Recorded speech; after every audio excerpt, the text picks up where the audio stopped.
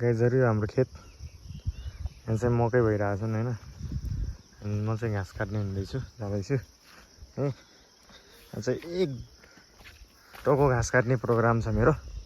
एक दिन चाहिँ यस्तो सफा भएको छ, सफा दिनको दिन चाहिँ म चट्ट घाँस काट्ने प्लान बनाएको छु। एक ढेउको चाहिँ तपाईँहरूलाई घाँस काटेर भएको भिडियो चाहिँ देखाउने छु आज म। हामी चाहिँ भिडियो डोको बोकेको छु।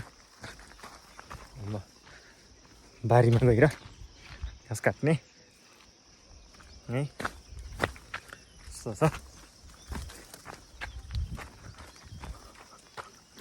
त्यो जमाना लगाएको सुन्तलाका बुट्टा हुन्, यत्रा भन्छन्। सायद यो साल त फल्छ कि त है।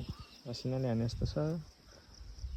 मेरो घाँस काट्ने चाहिँ यही हो, हेर्नुहोस्। घाँस छैन, डोको पुऱ्याउनु पर्ने छ। कसरी पुऱ्याउने हो है। सुन्तलाको बुटो मेरो सुन्तलाबारी मकै छ नि। यहाँ सिमी पनि लगाएको छ है। सुन्तला चाहिँ गजबको भएर छ नि।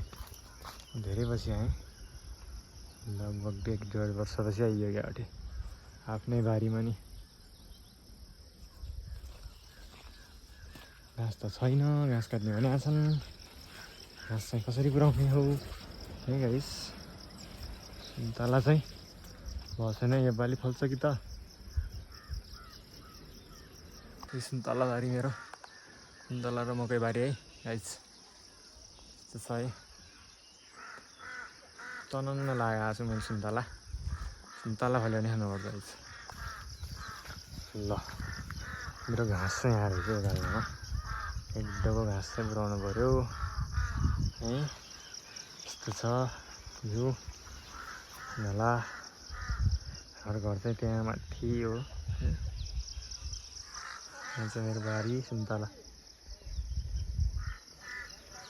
गोठ चाहिँ माथि छ है, गोठ चाहिँ हाम्रो। यो डोको भर्नुपर्ने छ है गाइज मेरो चाहिँ। अब यो घाँसले कतिको भर्न सकिन्छ है त है। के भएको छ यो भर्नुपर्ने छ। अब हेर्नु है, यो काटेर भर्नु छ मैले।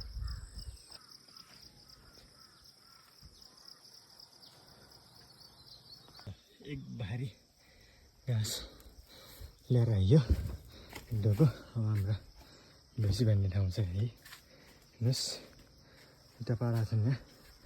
अब भैँसीहरू छैनन् यहाँ, छन् चर्न। हाम्रो चाहिँ 2 पाडा छन्।